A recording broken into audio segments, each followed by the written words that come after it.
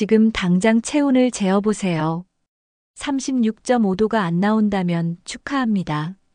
여러분은 이미 질병 예비군입니다. 체온이 1도만 떨어져도 면역력은 30% 급감하고 35도에서는 암세포가 가장 활발하게 증식합니다. 하지만 오늘 이 영상을 끝까지 보시면 단 하나의 식재료로 이 모든 문제를 해결하는 방법을 알게 될 거예요. 혹시 지금 이 순간 손발이 차갑다면, 혹시 평소에 자주 피곤하다면, 혹시 작은 감기에도 쉽게 걸린다면 이 영상을 끝까지 봐주세요. 방금 말씀드린 증상들의 공통점이 무엇인지 아시나요? 바로 여러분의 체온이 정상보다 낮다는 신호입니다. 충격적인 사실을 하나 알려드릴게요. 지금 이 순간 여러분의 체온을 재보시면 아마 36.5도가 안 나올 확률이 90%입니다. 왜냐하면 현대인의 평균 체온이 100년 전보다 무려 1도나 떨어졌거든요. 이게 얼마나 심각한 문제인지 아시나요? 체온이 단 1도만 떨어져도 우리 몸에서는 엄청난 일이 벌어집니다. 신진대사는 12% 떨어지고 더 무서운 건 면역력이 30%나 급감한다는 겁니다. 쉽게 말해 여러분이 감기에 자주 걸리고 살이 잘 안 빠지고 피부가 칙칙해지는 이유가 바로 이 일도 때문일 수 있어요. 그런데 여기서 더 충격적인 사실, 35도까지 떨어지면 어떻게 될까요? 바로 암세포가 가장 좋아하는 환경이 됩니다. 암세포는 차가운 몸에서 가장 활발하게 증식하거든요. 지금 당장 체온계를 찾아서 재보세요. 35도 되라면 여러분은 지금 매우 위험한 상태입니다. 하지만 절망하지 마세요. 오늘 이 영상 하나로 여러분의 인생이 바뀔 수 있어요. 2000년 전부터 전 세계 의학자들이 찾아왔던 기적의 해답을 알려드릴 테니까요. 여러분, 영국에서 패스트가 대유행했을 때를 아시나요? 런던 시민 3분의 1이 죽어나갔는데 딱 한 부류의 사람들만 살아남았어요. 바로 평소에 이것을 먹던 사람들이었습니다. 헨리 8세가 이 사실을 알고 국가 비상령을 내렸어요. 모든 국민은 이것을 먹어라. 인도에서는 이것을 신이 내린 치료의 선물이라고 불렀고, 이슬람 경전에서는 하늘이 내린 성스러운 영혼이라고 기록했어요. 중국 한의학에서는 무려 70%의 처방에 이것을 넣습니다. 104가지 질병을 동시에 막을 수 있는 이 기적의 식재료가 바로 생강입니다. 그런데 대부분의 사람들이 생강을 그냥 비린내 제거하는 양념 정도로만 생각해요. 이게 얼마나 큰 손실인지 모르시죠? 생강 하나면 여러분이 지금까지 겪어온 거의 모든 건강 문제를 해결할 수 있어요. 냉증, 비만, 소화불량, 면역력 저하, 피부 트러블, 우울증, 불면증, 관절염, 고혈압, 당뇨까지, 심지어 암 예방 효과까지 의학적으로 입증됐어요.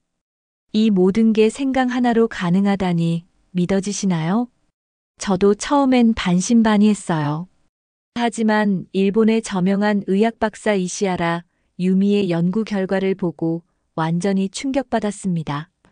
이분은 전 세계 장수 마을을 돌아다니며 30년간 자연치료법을 연구한 권위자예요.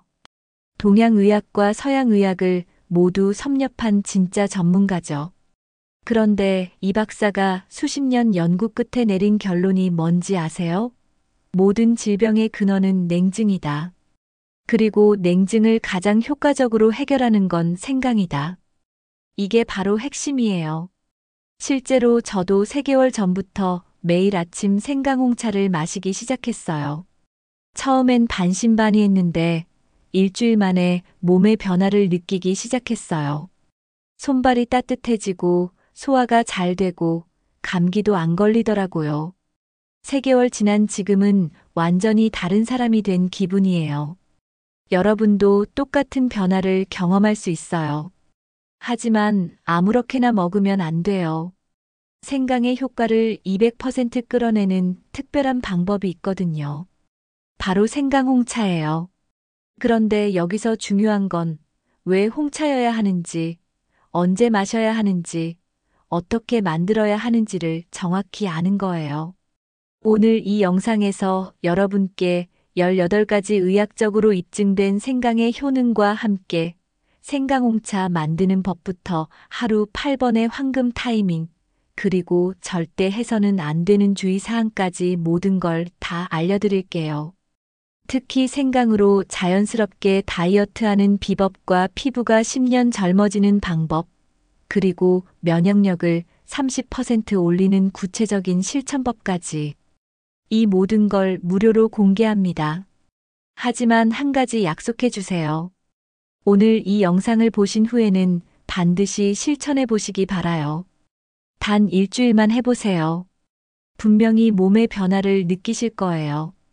그리고 이 영상이 도움이 되셨다면 구독과 좋아요 한 번씩만 눌러주세요. 더 많은 분들이 건강을 되찾을 수 있도록 도와주세요.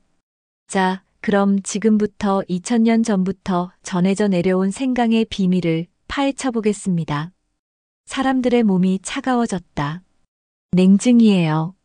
항상 손발이 차다는 사람들이 정말 많은데 내 몸이 차가워져 있는지 아닌지를 객관적으로 판단하려면 체온을 측정하는 방법이 제일 좋다.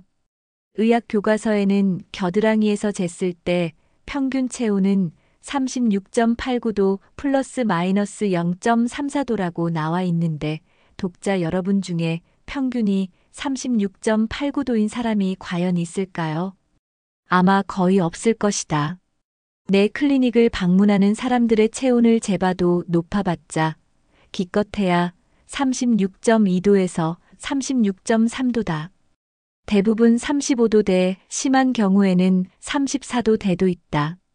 우리 몸은 원래 36.5도에서 37도 사이의 체온에서 가장 잘 움직이도록 만들어졌다. 따라서 그보다 낮은 체온에서는 몸의 기능이 저하되어 여러 가지 질병이 발생하기 쉬워진다.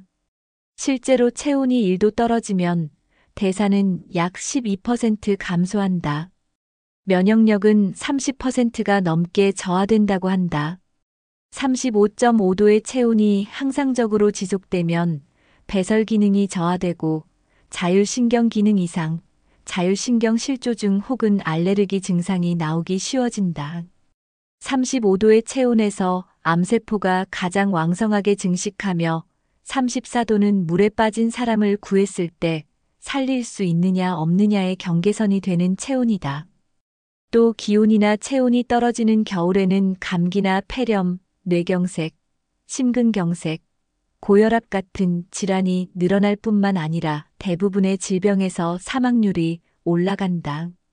하루 중에서 기온과 체온이 가장 낮아지는 오전 3시에서 5시에 사망하거나 발작을 일으키는 사람이 많다는 사실도 밝혀져 있다. 건강한 사람이라도 기상한 뒤 한두 시간까지는 체온이 낮기 때문에 이 시간대에는 몸이 무겁거나 기분이 가라앉아 좀처럼 기운이 나지 않는다. 그 뒤 체온이 상승하면서 몸 상태도 고조되기 시작하여 체온이 제일 높은 오후 2시에서 5시 사이에 가장 활동적이 된다. 이처럼 체온은 인간의 건강이나 생명에 지극히 중요하다. 그런 체온이 낮다는 것은 중대한 문제다. 얼마 전까지만 해도 냉증은 젊은 여성의 전유물이었는데 요즘에는 나이가 많든 적든 남자나 여자나 모든 사람의 몸이 차가워져 있다. 사계절 순환하는 나라에서 몸이 차갑다는 증상은 예전에는 당연히 겨울철 현상이었다. 하지만 요즘 시대는 어떨까요? 이제는 모든 곳에 에어컨이 설치돼 있다. 한여름에도 건물이나 차 안은 전혀 덥지 않다. 덥기는커녕 에어컨을 너무 세게 틀어서 춥기까지 하다. 덥지 않으니 체온이 상승하지 않고 거기다가 얇은 옷차림에 차가운 음료수 등 몸을 차갑게 하는 음식만 먹으니 당연히 몸이 더 차가워진다. 땀을 흘릴 일도 없어서 몸에 고인 수분을 제대로 배출하지 못하는데 이것이 또 체내를 차갑게 하는 요인으로 작용한다. 이렇게 해서 여름에 더 몸이 차가워진다는 현상이 자리를 잡고 말았다. 에어컨 보급이 초래한 폐해가 하나 더 있다.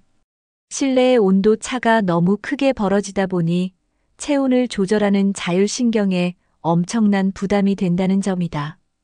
자율신경의 균형이 깨지면 피로가 풀리지 않으며 숙면을 취할 수 없고 식욕이 없으며 어깨가 결리고 손발이 차가운 같은 부정형 신체 증후군이 나타난다. 내 병원에도 여름이 끝무렵만 되면 이런 증상을 호소하는 환자들이 줄을 잇는다. 혈관을 수축시키거나 확장시켜서 체온을 조절하는 자율신경에 혼란이 오면 혈액순환이 나빠져서 냉증은 더욱 악화된다. 혈액순환뿐만 아니라 호르몬 계통이나 소화기 계통에도 이상이 나타나기 때문에 질병을 불러들이기 쉬워진다고도 할 수 있다. 저는 더위를 잘 타니까 괜찮아요 라는 사람도 주의가 필요하다. 냉증이라고 해서 추위를 잘 타는 사람만 걸리라는 법은 없기 때문이다. 자각 증상이 없어도 몸이 차가운 경우가 꽤 있다. 예를 들어 손발은 따뜻해도 배를 만져보면 차갑다면 역시 냉증이다. 배는 몸의 중심이다. 중심이 차가운 사람은 열이 표면에 몰려 있어 손발만 따뜻할 뿐 정작 체내는 차가운 경우가 많다. 또 땀을 많이 흘리는 사람도 냉증이라고 할 수 있다. 땀이 많이 나는 이유는 체내에 수분이 많기 때문이다. 격렬한 운동을 하지 않았는데도 조금만 움직이거나 식사만 해도 땀이 나는 까닭은 대사가 활발해서가 아니라 체내에 남아도는 수분을 발산하여 몸을 따뜻하게 만들려는 반응 때문이다. 극도의 긴장 상태에서 나오는 식은땀 역시 마찬가지인데 우리 몸은 스트레스에 대항하기 위해 수분을 배출해서 체온을 올리려고 한다. 여름은 날이 덥기 때문에 내 몸이 실제로는 차갑다는 사실을 알아채기 힘들지만 그대로 방치하면 냉증은 계속 악화되기만 한다. 몸의 이상이 걱정인 사람은 제일 먼저 냉증을 의심해 볼 일이다. 왜 이렇게 우리 몸이 차가워졌을까요? 에어컨의 보급 이외에도 몸을 차갑게 만드는 원인으로 지난 20년, 30년 동안 자리 잡은 잘못된 식습관을 들 수 있다. 그 중에서도 과식은 큰 문제다. 포식의 시대라는 말이 나온 지 이미 오래됐지만 현대인은 정말 너무 많이 먹는다. 이것은 내가 항상 호소하는 바인데 옛날과 달리 현대에는 이렇다 할 운동이나 노동을 하지 않기 때문에 애초에 그들 생활 자체가 과식이다. 몸을 차갑게 만드는 최대 원인은 과식에 있다. 과식했더니 갑자기 졸음이 오고 피로가 한꺼번에 몰려와서 움직이기 귀찮아진 경험은 누구에게나 있다. 이런 현상은 먹은 음식을 소화하고 흡수하기 위해 다량의 피가 위장으로 몰린 탓에 뇌나 근육 등으로 들어가는 혈액량이 줄어들었기 때문에 생긴다. 체내에서 많은 열을 생산하여 체온을 유지하는 곳이 근육과 간, 뇌, 심장 등이다. 안정시 열 생산량은 골격근이 약 22%, 간이 약 20%, 뇌가 약 18%, 심장이 약 11%라고 한다. 이들의 혈액 공급이 제대로 안 되면 당연히 생산하는 열량도 줄어들기 때문에 체온이 떨어지고 몸이 차가워진다. 그 결과 다양한 질병에도 걸리기 쉬워진다. 반대로 소식을 하거나 단식을 하면 위장으로 갈 혈액을 줄여도 되기 때문에 근육이나 뇌 같은 위장 이외의 장기로 가는 혈류가 늘어나 열 생산이 순조롭게 이루어진다. 또한 과식은 혈액을 끈적끈적하게 오염시키는 원인이기도 하다. 먹은 음식을 다 소화하지 못하는 것이 끝이 아니라 미처 연소되지 못한 단백질이나 지질, 당질이 노폐물이 되어 혈액을 오염시킨다. 혈액 성분 등에 대한 지식이 전혀 없었던 2000년 전 옛날에 한의학에서도 만병의 원인은 하나 혈액의 오염에서 온다고 한 데서 알 수 있듯이 혈액의 오염은 온갖 질병의 원인이라고 할 수 있다. 몸을 차갑게 하는 음성식품의 과다 섭취도 주의해야 합니다. 서양의학에서는 냉증이나 냉체질이란 개념이 없지만 한의학에서는 냉증을 매우 중요시한다. 2000년 전부터 먹으면 몸을 따뜻하게 하는 음식을 양성식품, 반대로 몸을 차갑게 하는 음식을 음성식품이라고 분류하여 질병의 예방과 치료, 건강 증진에 활용해왔다. 몸을 차갑게 하는 음성식품의 대표적인 예를 살펴보자. 수분이 많은 식품인 녹차, 커피, 주스, 콜라, 우유, 맥주, 남방 원산 식품인 파인애플, 바나나, 망고, 토마토, 오이, 백색, 청색, 녹색 식품인 백설탕, 크림, 우동, 잎채소, 부드러운 식품인 빵, 마요네즈, 버터, 케이크. 이 밖에도 화학 조미료, 화학약품, 건강 보조식품이 있습니다. 평소에 식생활을 돌아보기 바란다. 이들 음성식품만 먹고 있지는 않은가요? 내가 어렸을 때는 남방 원산 과일이나 빵, 버터, 마요네즈, 케이크 같은 서양식은 거의 먹지 않았고 생채소를 샐러드로 만들어서 먹는 습관도 없었다. 물론 지금처럼 자동 판매기나 편의점에서 캔커피나 주스 등을 손쉽게 살 수 있는 환경도 아니었고 건강 보조식품 같은 것은 있는지도 몰랐다. 그랬는데 지금은 어떤가요? 서양식 식생활이 정착되고 물류의 발달, 인스턴트 식품이나 냉동식품의 보급 등으로 한 세대 전과는 많이 달라졌다. 변화가 식생활에서 일어나고 있다. 현대에는 대부분 몸을 차갑게 하는 음식에 둘러싸여 생활하며 이들을 너무 많이 먹는다. 지나친 염분 제한도 몸을 차갑게 한다. 소금을 줄인 식습관도 몸을 차갑게 한다. 이 말을 듣고 놀라는 사람도 많지 않을까요? 최근 몇십 년 동안 염분의 과다 섭취가 고혈압이나 뇌졸중 등의 원인으로 지목된 탓에 소금을 줄이는 것이 중요하다는 것이 상식이 되었기 때문이다. 과거 도호쿠 지방 사람들에게는 고혈압이나 뇌졸중이 많았다. 이 지방 사람들은 미소된장, 간장, 절인 음식 같은 짠 음식을 좋아하는데 조사 결과 하루 염분 섭취량이 30g 이상이라는 사실이 밝혀지면서 그 인과 관계가 도마에 올랐었다. 그러나 지금에 와서는 그 상식이 뒤집어지고 있다. 왜냐하면 그때의 조사를 계기로 전국적인 감염 운동을 실시하여 염분 섭취량을 대폭 줄였는데도 고혈압 환자 수는 줄어들지 않았기 때문이다. 도호쿠 지방 사람들에게 고혈압이나 뇌졸중이 많았던 당시에도 그들의 평균 수명은 전국 평균보다 고작 2에서 3세 모자랄 뿐이었다. 즉, 염분만이 원인이 아니라 겨울철 추위나 운동 부족, 채소 섭취 부족 등도 영향을 끼치지 않았을까 추측된다. 한편 한의학에서는 염분에는 몸을 따뜻하게 만드는 작용이 있다고 본다. 이 사실에 비추어 도호쿠 지방 사람들은 염분을 많이 먹었기 때문에 혹독한 겨울을 견뎌낼 수 있다고도 볼 수 있다. 만약 염분을 많이 섭취하지 않았더라면 고혈압이나 뇌졸중으로 쓰러지기 훨씬 전에 몸의 냉증 때문에 생긴 감기, 폐렴, 결핵, 류머티즘, 우울증 등으로 일찍 죽었을지도 모른다. 염분을 너무 줄인 나머지 염분 부족 상태에 빠져 몸이 차가워지고 그것이 원인이 되어 병에 걸린다면 아무 의미도 없다. 다만 소금을 먹을 때는 인공화학염은 피하고 약 100종류나 되는 풍부한 미네랄을 함유한 천일염을 먹도록 한다. 또 배변이나 배뇨를 철저히 해야 한다는 점도 명심하자. 수분과 함께 체내 나트륨도 말끔히 배출할 수 있다면 심장에 부담이 갈 일도 없고 혈압이 올라갈 걱정도 없다. 생강은 최고의 냉증 제거 식재료이다. 전 세계에서 사랑받는 미라클 식재료 생강. 생강의 원산지는 인도로 기원전 2세기에 이미 해로를 통해 고대 그리스나 고대 로마로 전파되었다고 한다. 육로로는 페르시아 등을 경유하여 터키를 거쳐 유럽으로 운반되었다. 인도의 전승의학인 아유르베다의 서적 중에는 생강을 두고 신이 내린 치료의 선물이라 기술했고 이슬람교의 경전 코란에서도 하늘이 내린 성스러운 영혼이라고 표현했다.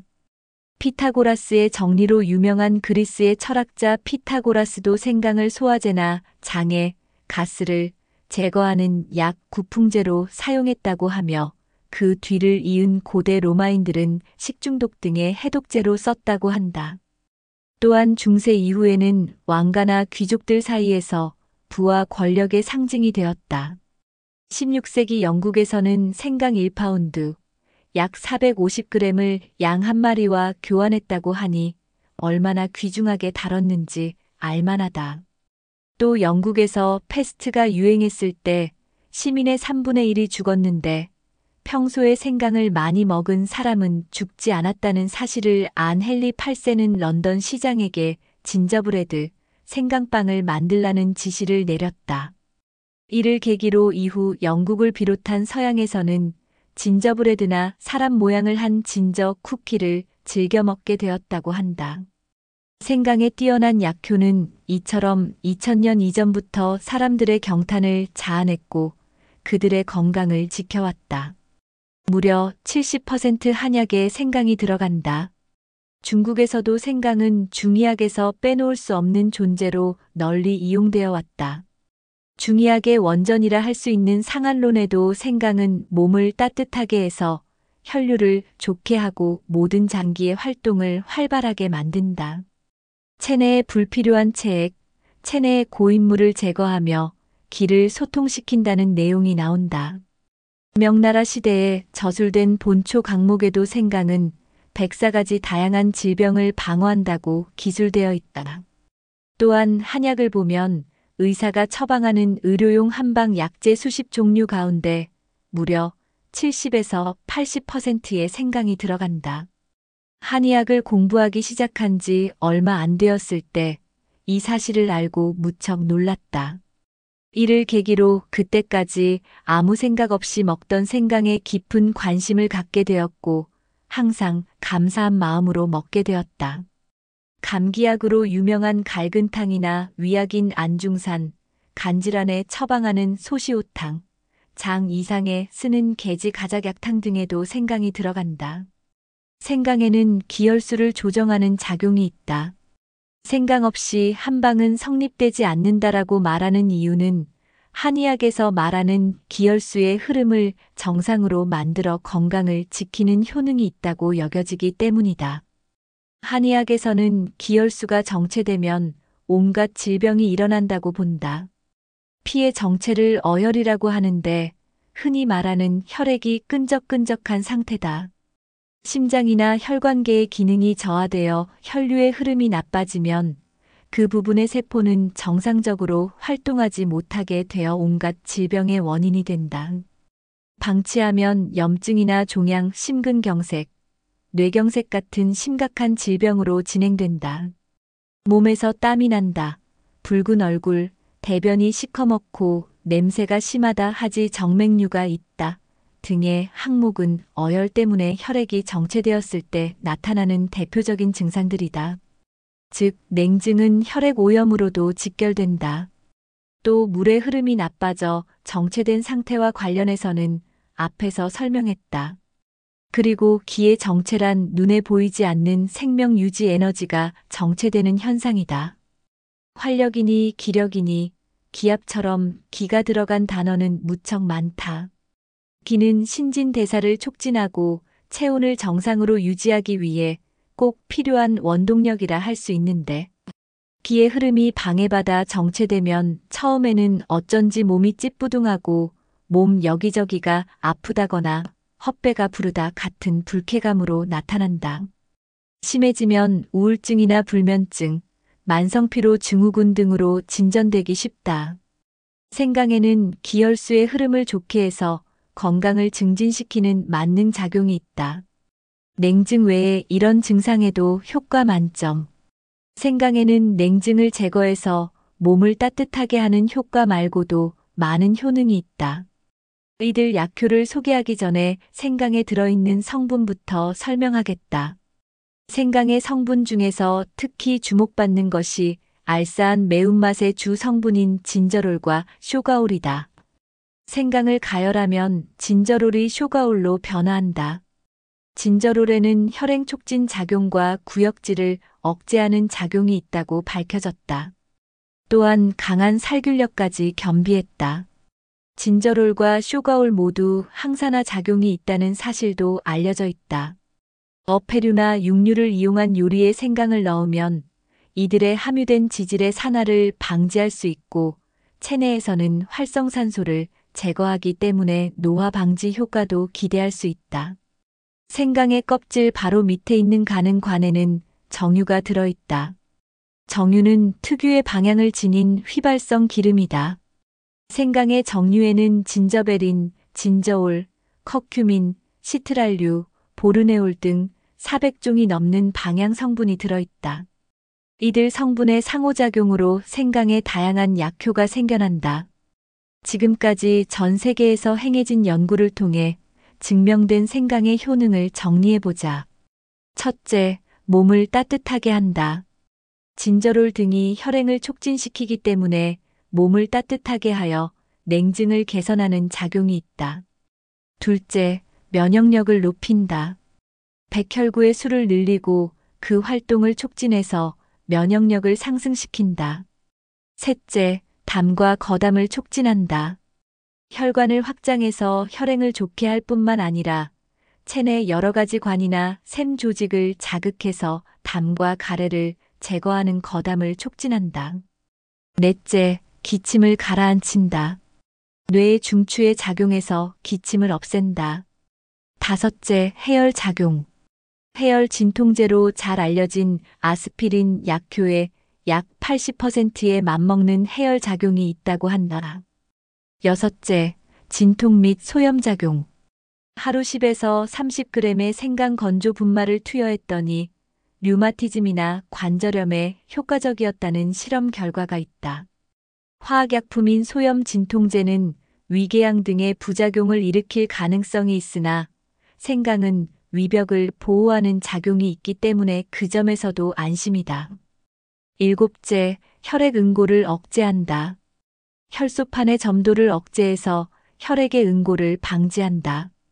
혈전이 잘 안 생기게 되어 뇌경색이나 심근경색, 고혈압 등을 예방하고 개선하는 효과도 있다. 여덟째, 강심작용.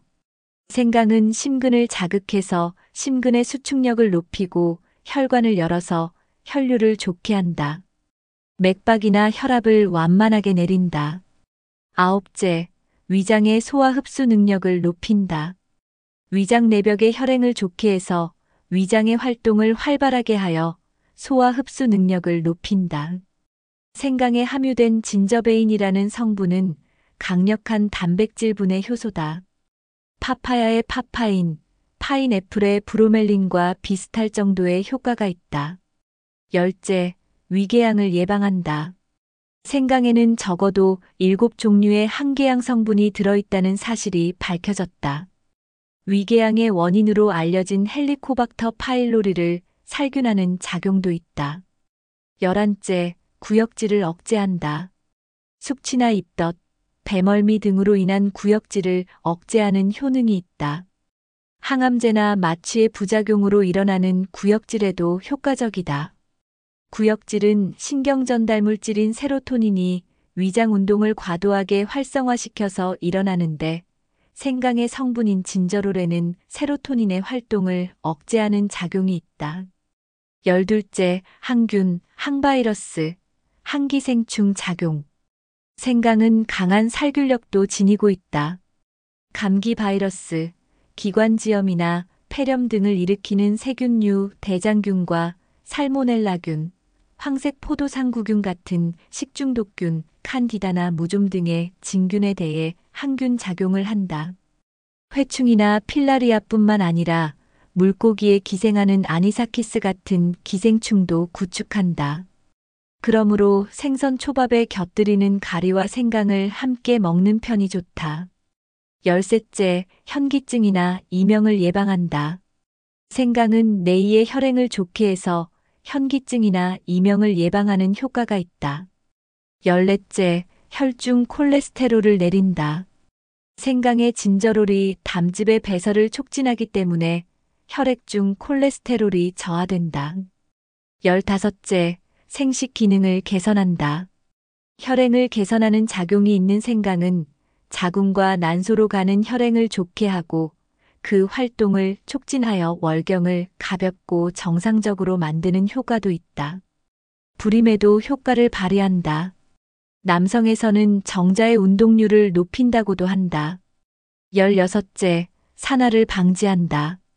체내에서 활성산소를 제거하는 작용도 기대할 수 있기 때문에 암이나 알레르기 면역질환 등은 물론이고 노화의 예방이나 개선에도 도움이 된다.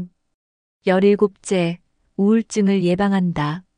한의학에서 생강은 기를 소통시킨다고 하여 우울증을 개선하는 작용이 있다고 여겨져 왔다.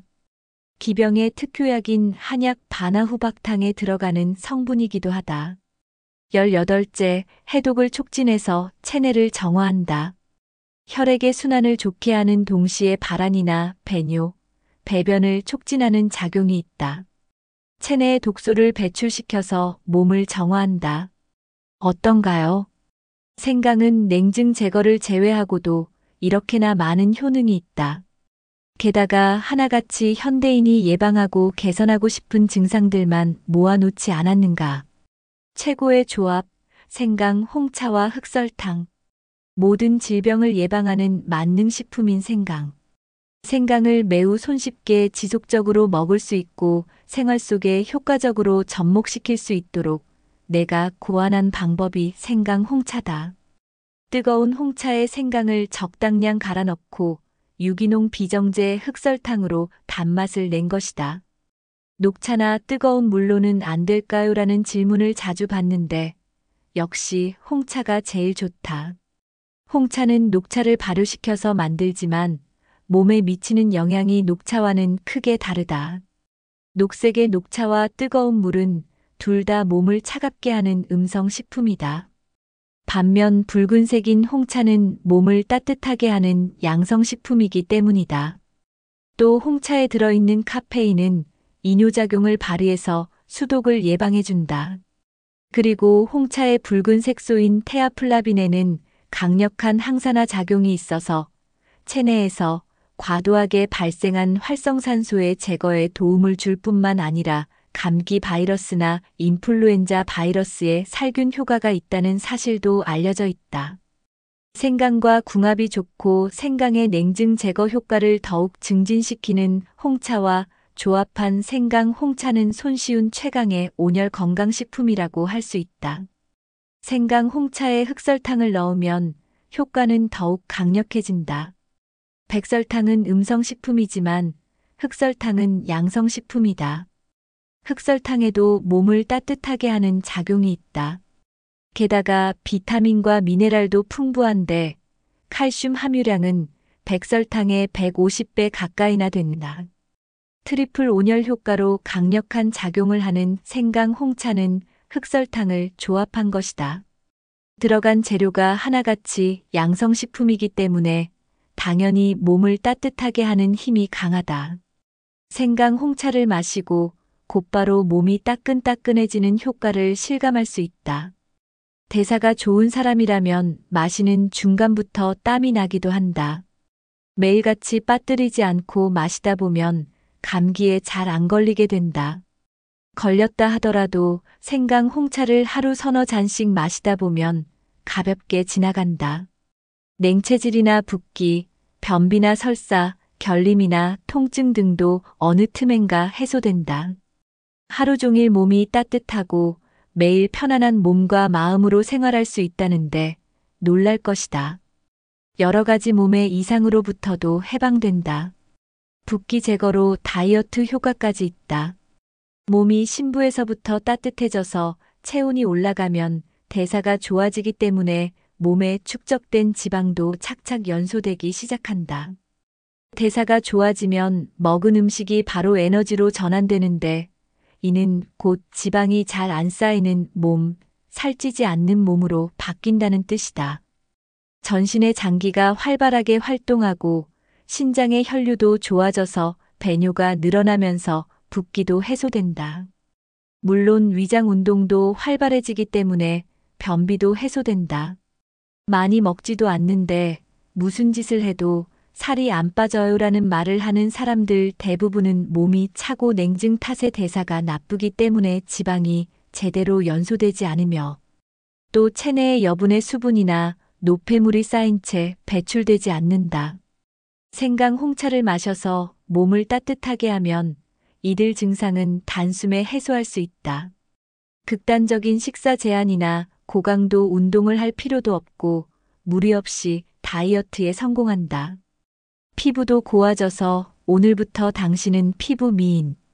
생강 홍차로 손에 넣을 수 있는 효과는 건강과 이상적인 체형뿐만이 아니다. 피부도 윤기가 흐르며 고와진다. 안티에이징 효과를 기대하며 고가의 화장품을 쓰는 사람은 우선 생강 홍차부터 열심히 마셔보자. 목욕 직후 피부가 고운 이유는 혈행이 좋아졌기 때문이다. 생강 홍차를 지속적으로 마셔서 냉증이 사라지고 혈행이 좋아지면 모세혈관의 구석구석까지 혈액이 돌기 때문에 신진대사가 활발해져서 피부가 몰라볼 정도로 깨끗해진다. 안색이 나빴던 사람이나 검고 칙칙했던 사람은 볼에 혈색이 돌아오고 고민거리였던 잡티는 희미해진다. 무엇보다 얼굴 전체에서 생기가 넘치며 빛이 난다. 생강의 힘을 최대한 끌어내려면 쉽게 구할 수 있는 신선한 생강을 이용해야 한다. 종류나 산지 등에 따라 가격은 조금씩 달라지지만 어떤 종류의 생강을 먹든 건강에 미치는 효능에는 차이가 없다. 다만 신선한 것에 영양분이 많으니 구입할 때는 굵고 울퉁불퉁하며 상처나 주름이 없는 신선한 생강을 고른다. 반대로 표면이 밋밋하고 주름이 눈에 띄는 데다 만져보면 말랑말랑한 생강은 오래되었다고 보면 된다. 생강을 보관할 때는 표면을 말린 뒤 랩 같은 것으로 싸서 냉장고에 채소칸에 넣는다. 10도 이하의 온도에서 보관하면 한 달 정도는 간다고 한다. 갈아놓은 상태에서는 냉동 보관도 가능하다. 밀폐식 비닐봉지 같은 데 넣고서 평평하게 펼친 뒤 젓가락 머리 부분을 이용해 바둑판 모양으로 선을 그어 놓으면 쓸 만큼만 떼어서 쓸 수 있어서 편리하다. 채 썰거나 편으로 썬 생강, 잘게 다진 생강도 마찬가지로 냉동 보관할 수 있다. 썬 생강을 단식초나 매실주, 벌꿀, 간장 등에 담가 만드는 절임도 쉽고 오래가는 보관법이다. 또 생강을 갈 때는 세라믹 강판을 쓰면 편하다. 힘을 주지 않아도 잘 갈리고 안전한 데다 설거지도 간단하다. 생강 가루나 튜브 생강도 좋다. 날 생강을 갈거나 썰어 먹기 귀찮다는 사람은 생강을 건조시켜서 분말로 만든 생강 가루나 튜브 생강을 활용하는 방법도 있다. 직장 등의 빈 시간에 음료에 넣거나 가지고 다니면서 외식할 때 사용하면 편리하다. 요점은 되도록 생강을 많이 먹는 것이다. 너무 어렵게 생각하지 말고 생강을 생활 속으로 쉽게 끌어들일 방법을 찾아보자. 되도록 껍질째 쓰자. 날 생강을 갈거나 썰어서 사용할 때는 되도록 껍질째 쓰도록 하자. 생강에 함유된 정유 성분이 껍질 바로 밑에 있기 때문이다. 정유 성분에는 살균 효과 등의 약효가 있다고 밝혀져 있다. 하루 섭취량은 따로 없다. 내가 생강을 매일 먹자라는 말을 하면 꼭 나오는 질문이 하루에 몇 그램 정도 먹으면 좋을까요? 그러나 생강은 어디까지나 식자재일 뿐 약이 아니다. 하루 섭취량이 정확하게 정해져 있을 리 없다. 다만 자극이 강한 식자재인 만큼 한꺼번에 대량 섭취하는 방식은 피하는 편이 좋지 않을까 싶다. 건조 생강 가루의 경우 해외 생강 연구의 1인자는 건강 유지 및 증진을 위해서는 하루 1g을 기준으로 제시했다. 그러나 관절염 환자가 실수를 해서 1회 3에서 4g씩 먹었더니 통증이 경감되었다는 보고도 있고 심근경색이나 뇌경색 같은 혈전증 예방에는 매일 2g을 섭취할 필요가 있다고도 한다. 결국 몸의 반응을 살피면서 적당한 섭취량을 찾아 나가면 된다. 아침, 점심, 저녁 중 언제 먹으면 제일 좋을까 하는 의문에 대해서도 특별히 보고된 바가 없다. 이 점에 대해서도 내 몸이 하는 말을 들으면서 몸 상태나 신경 쓰이던 증상에 가장 효과적인 방법을 찾는 편이 바람직하다. 생강 건강법의 최강 메뉴는 바로 이것이다. 생강 박사인 내가 첫째로 추천하는 생강 건강법은 생강 홍차다. 생강 홍차를 만드는 법은 하나도 어렵지 않다. 뜨거운 홍차에 간 생강과 유기농 비정제 흑설탕을 넣기만 하면 된다. 홍차 종류도 무엇이든 상관없다. 생강을 넣으면 풍미가 바뀌기 때문에 고급 홍차를 써도 별 의미가 없다. 나는 슈퍼마켓에서 파는 싸고 저렴한 홍차 티백을 이용한다. 찻잎을 사용할 때는 티스푼 하나 분량의 홍차 잎이 찻잔 한 잔 분량이다. 티백을 사용할 때는 찻잔 한 잔당 티백 한 개다. 생강은 간 것을 거즈 등으로 걸러서 짜낸 즙을 쓰던가 짜지 않고 그대로 넣는다. 간 생강에는 식이섬유가 풍부하기 때문에 변비가 잦은 사람은 그대로 넣어 먹는 편이 좋다. 건조 분말을 사용할 때는 한 작은 술 정도, 튜브 생강을 사용할 때는 2cm 정도를 기준으로 삼는다. 흑설탕이 없으면 벌꿀을 대신 넣어도 상관없다. 흑설탕이나 벌꿀을 넣으면 홍차의 색이 검게 변색된다. 단맛 속의 철분 성분 때문이다. 철분은 적혈구의 원료가 된다는 데서도 알 수 있듯이 몸을 따뜻하게 하는 효과가 있다. 즉, 검게 바뀐 홍차의 색은 몸을 따뜻하게 하는 작용이 강화되었음을 의미한다. 생강 홍차를 계속 마시기만 해도 일단 감기에 잘 안 걸리게 된다. 생강 홍차의 온열 작용과 살균 작용, 면역 강화 작용 때문으로 보인다. 그 밖에도 두통이나 위통, 복통, 무릎 통증 같은 통증 전반, 기관지염, 고혈압, 고지혈증, 당뇨병, 간질환, 심근경색이나 뇌경색, 냉증, 방광염, 비만, 피로, 어깨 결림 등 다양한 증상에 효과가 있다. 증상을 예방하고 개선하는데 커다란 효과를 기대할 수 있다. 생강 홍차 만드는 법과 음용법. 1인분 재료는 홍차 한 잔 분량, 유기농 비정제 흑설탕은 적당량, 없을 때는 벌꿀로 대신한다. 생강 홍차를 마실 때는 다음의 사항에 유념해야 한다. 반드시 뜨거울 때 마실 것. 미지근하게 식은 다음에는 마셔도 땀도 안 나고 효과도 반감된다. 1일 3잔에서 6잔, 취향과 몸 상태에 따라 가감한다. 언제 마셔도 상관없지만 기상 직후와 목욕 직전에는 꼭 마신다. 생강을 너무 많이 먹으면 위가 타는 듯한 느낌을 받을 수 있으니 주의해야 한다. 사람에 따라 다르지만 처음에는 생강즙 3에서 8cc 정도부터 시작하자. 이런 사람은 생강 섭취를 피하자. 전 세계 어디에서도 부작용이 보고된 바 없고 일상적으로 오랫동안 먹어온 역사가 있는 생강이지만 다음과 같은 증상이 있는 사람은 생강 섭취를 보류하는 편이 좋다. 체온이 39도 이상 올라가는 발열 시 생강을 섭취하면 혀나 얼굴이 비정상적으로 빨개지거나 달아오른다. 1분간 90 이상의 빈맥이 있다. 피부가 극도로 건조한 상태다. 소변이 나오지 않고 입안이나 입술이 비정상적으로 마르는 등 명백한 탈수 증상이 있다. 생강에는 신진대사를 항진시키는 작용이 있기 때문에 이런 증상을 더 악화시킬 우려가 있다. 물론 생강을 먹으면 기분이 나빠지는 사람이나 생강을 싫어하는 사람도 억지로 먹지 않는 편이 좋다. 또 생강은 위를 자극하기 때문에 많이 먹거나 공복 시에 먹으면 위에 불쾌감을 느끼는 사람도 있다. 원래 한약에서는 위를 치료하는 약에 넣을 정도니 위에 악영향을 미칠 일은 없지만 그래도 지나치면 모자란 것만 못하니 섭취량을 줄이거나 해서 상태를 지켜보자. 생강 건강법을 최강 메뉴는 바로 이것이다.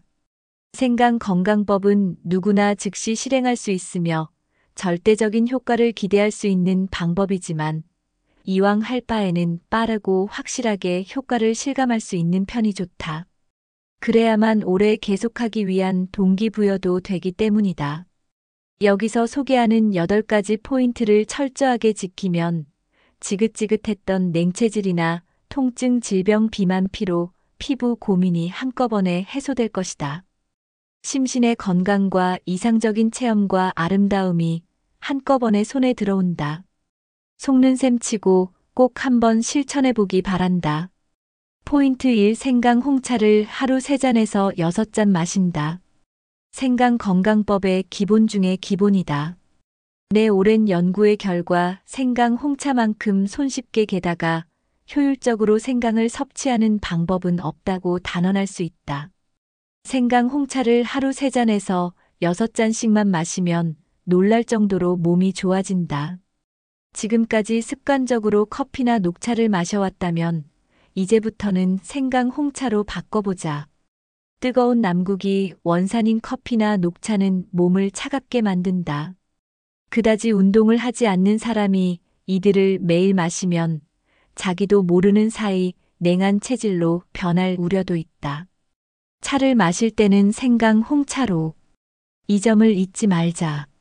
포인트 2. 생강 홍차에는 흑설탕을 넣는다. 홍차는 생강과 홍차를 조합한 것만으로도 충분한 효과를 발휘한다. 단맛이 싫은 사람은 그대로 마셔도 무방하지만 흑설탕을 적당량 넣으면 더욱 효과가 좋아진다. 다이어트 중이라 해도 흑설탕의 단맛은 몸을 따뜻하게 해서 대사를 좋게 하기 때문에 오히려 체내의 당이나 지방 연소를 촉진한다. 아침 식사 대신 흑설탕을 넣은 생강 홍차를 마시는 방법을 추천한다. 백설탕은 몸을 차갑게 하는 음성식품이지만 흑설탕은 몸을 따뜻하게 하는 양성식품이다. 게다가 현대인의 식생활에서 부족하기 쉬운 비타민과 미네랄류가 듬뿍 들어있다. 또한 생강에 흑설탕을 넣으면 생강의 온열 작용은 한층 강화된다. 당뇨병이 걱정되는 사람이라면 아무리 흑설탕이 좋다고 해도 설탕은 안 먹는 편이 좋지 않을까라는 의문을 품을지도 모르나 이것은 커다란 오해다. 흑설탕에 함유된 흑당 올리고 성분이 혈당을 내린다는 사실이 밝혀져 있으니 적극적으로 먹는 편이 좋다. 흑설탕을 구하기 어려울 때는 몸을 따뜻하게 하는 작용이 있는 벌꿀이나 매실 액기스로 대신해도 된다. 포인트 3. 마침 식사 전과 목욕 직전에는 꼭 생강 홍차를 마신다. 생강 홍차는 마시고 싶을 때 마시면 되지만 아침 식사 전, 아침을 먹지 않을 때는 기상 직후, 그리고 목욕 직전에는 꼭 마시도록 하자. 체온이 낮고 체내의 장기들도 아직 제대로 깨어나지 않은 아침 기상 직후에 생강 홍차를 마시면 일단 체온이 상승한다. 그와 함께 위장 등의 장기와 뇌혈관계 신경계 등이 기운차게 활동을 시작하기 때문에 우리 몸은 기분 좋게 하루를 시작할 수 있다. 또한 흡수가 용이한 흑설탕의 당분이 그대로 뇌의 영양분이 되는 덕분에 머리가 멍한 상태도 해소된다. 목욕 전에 마시는 생강 홍차도 잊지 말자. 생강 홍차를 마시고 나서 욕조에 들어가면 체온 상승의 시너지 효과로 몸이 굉장히 따뜻해지고 땀이 많이 나기 때문에 체내에 남아도는 수분이나 노폐물이 원활하게 배출된다. 이 밖에도 식전이나 공복일 때 마시면 과식을 방지하는 효과도 기대할 수 있고 식후에 마시면 영양소의 소화와 흡수, 연소, 배출 등에 도움이 된다. 포인트 4. 생강은 가능한 한 그때그때 갈아서 사용한다. 생강 홍차에 넣는 생강은 가능한 한 각한 것을 사용하자. 그쪽이 풍미가 좋아서 맛있고 생강에 함유된 휘발성 성분 등도 충분히 섭취할 수 있다. 잘 씻은 생강은 껍질째 그대로 간다. 처음에는 귀찮다는 생각이 들 수도 있지만 한 잔 분량의 홍차에 들어가는 생강은 얼마 안 된다. 기껏해야 1분도 안 걸린다. 그렇다고 해서 무리해서 지속할 수 없으니 어디까지나 가능한 범위 내로 제한한다. 시간이 있을 때 한꺼번에 많이 갈아서 냉동해 두는 방법을 써도 좋고 생강 간 것을 흑설탕이나 벌꿀에 절여뒀다 쓰는 방법도 있다. 시간이 없을 때는 건조 생강 가루나 튜브 생강을 활용하는 방법도 좋다. 포인트 5. 식사 때도 생강을 먹는다. 생강 홍차를 틈틈이 마시는 습관과 함께 매일의 식사 때도 되도록 생강을 활용한다. 생강을 갈거나 썰어서 된장국이나 수프 면류 조림 등에 부지런히 넣어보자. 회를 먹을 때도 고추냉이 대신 생강을 곁들이면 색다른 맛을 즐길 수 있다. 직접 요리할 일이 없는 사람이라면 생강을 단식초나 매실식초 등에 절인 것 혹은 붉은 매실초에 절인 생강, 시판하는 생강 절임을 이용하면 된다. 시판 중인 튜브 생강 등을 가지고 다니면서 외식 메뉴에 살짝 집어넣는 방법도 있다. 포인트 6. 차가운 음료는 마시지 않는다. 물뿐만 아니라 콜라나 주스 등 차가운 음료는 모두 몸을 차갑게 한다. 차가운 음료를 대량으로 마시면 조금씩 체내에 수분이 쌓인다. 이 같은 습관이 물렁살의 원인이기도 하다. 신진대사를 좋게 하려면 물을 많이 마시면 좋다라는 말만 믿고 차가운 물을 마시는 습관을 들인 사람은 그 습관을 반드시 생강 홍차로 바꾸기 바란다. 페트병에 든 생수를 사서 마시거나 자동 판매기 등에서 캔 커피나 청량 음료수를 사 먹는 습관이 있는 사람도 생강 홍차로 바꾸면 몸도 좋아지고 돈도 절약되니 일석이조다. 특히 더운 여름에는 차가운 음료만 마시고 뜨거운 음료는 입에도 안 된다는 사람이 많은데 그런 사람일수록 꼭 생강 홍차에 도전해 보기 바란다. 차가운 음료가 마시고 싶어 도저히 참기 힘들 때는 아이스 생강 홍차나 아이스티를 선택한다. 매년 여름이 끝나갈 무렵만 되면 몸이 무겁게 늘어지는 등 불쾌한 증상이 찾아온다면 이는 몸이 극도로 차가워졌다는 증거다. 생강 홍차로 항상 몸을 따뜻하게 유지하면 수분이나 노폐물의 배출이 원활하게 조정되어 여름도 기운차게 날 수 있다. 포인트 7. 80% 식사를 명심하고 과식하지 않는다. 과식이 좋지 않다고 하는 이유는 살이 찌기 때문만은 아니다. 혈액 속에 채 이용되지 못한 단백질, 지질, 당질 등의 잉여, 영양소가 많아지면 혈액을 끈적끈적하게 오염시킨다. 혈액은 온몸의 세포에 공급되는데 그 혈액이 오염되면 전신의 세포가 상처를 입는다. 우리 몸은 오염에서 어떻게든 세포를 지키려 하기 때문에 몸속에서 다양한 반응이 일어난다. 발진이나 염증, 동맥경화, 고혈압, 출혈, 혈전 등이 바로 그런 반응이다. 과식하지 않는 식습관은 몸을 차갑게 하지 않는 방법인 동시에 모든 질병을 쫓아버리는 궁극의 건강법이다. 예부터 전해오는 말 중에 배의 80% 채우면 병이 없다가 있다. 이 말을 명심하고 실천해야 한다. 모처럼 생강으로 몸을 따뜻하게 해도 과식으로 혈액을 오염시켜버리면 아무 소용이 없다. 먹는 양을 줄이려면 아침을 거르는 방법도 효과적이다. 아침에는 입냄새에서 냄새가 심하게 나고 소변색이 짙고 변이가 잘 일어난다는 데서도 알 수 있듯이 배설의 시간내다. 모처럼 몸이 여분의 수분과 노폐물을 배설해 혈액을 깨끗하게 하려고 노력하는 마당에 아침 식사를 배불리 하면 그 흡수를 위해 배설 작용이 방해를 받고 만다. 반대로 아침을 거르면 배설은 더욱 촉진된다. 단 아침은 거르더라도 당분의 보급만 해주는 편이 좋다. 뇌세포와 근육세포의 활동원이 당분이므로 활동 에너지를 얻으려면 당분의 보급이 필요하다. 깨어난 위장에 부담을 주지 않고 게다가 배설 작용을 방해하지도 않으면서 당분을 보급하려면 역시 흑설탕을 넣은 생강 홍차가 최고다. 포인트 8. 최소한 일주일은 계속한다. 어떤 건강법이든 오래 계속하지 않으면 의미가 없다. 이 점에서 생강 건강법을 시작한 사람들은 모두 오래 계속할 수 있었다고 한다. 손쉽고 돈도 들지 않는 반면 효과는 바로 실감할 수 있고 계속하는 동안 점점 몸이 좋아지고 이상적인 체형이나 아름다움이 손에 들어오는 등 간단한 실천만으로도 이만큼의 효과가 따라온다면 그 이유가 있을 것이다. 그러나 물론 효과가 잘 안 나타나는 사람이나 궁합이 안 맞는 사람도 있다. 그러니 적어도 앞에 7가지 포인트를 최소한 일주일은 계속해보고 나서 판단하기 바란다. 일주일 계속해본 뒤 어쩐지 컨디션이 좋은데 몸이 따끈따끈 따뜻해졌어. 몸이 가벼워진 느낌이야. 등 어딘지 모르게 좋은 변화가 나타나거나 효과를 실감했다면 건강법과 궁합이 좋다고 볼 수 있다. 이후에도 꼭 계속해 나가길 바란다. 내 몸이 자꾸자꾸 변해가는 모습에 분명 깜짝 놀랄 것이다. 생강의 힘은 붙여도 효과 만점.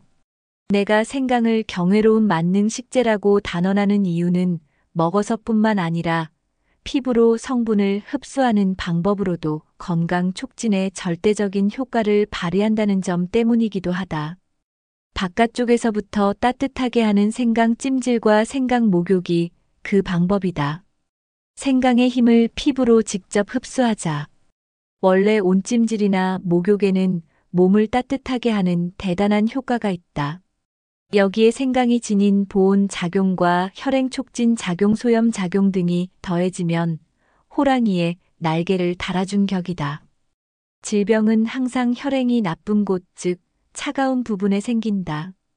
왜냐하면 혈액은 몸에 필요한 영양소와 산소, 백혈구, 면역 물질 등을 전신의 세포로 운반하기 때문이다. 혈행이 나쁜 부분에는 이들이 필요한 만큼 충분하게 공급되지 않기 때문에 무언가 문제가 생기기 쉬운 것은 당연한 칠이라고 할 수 있다. 위염이나 위궤양의 위험이 있는 사람은 위 부분을 만져보면 반드시라고 해도 좋을 정도로 차갑고 간이 나쁜 사람은 간이 위치한 오른쪽 상복부가 차갑지.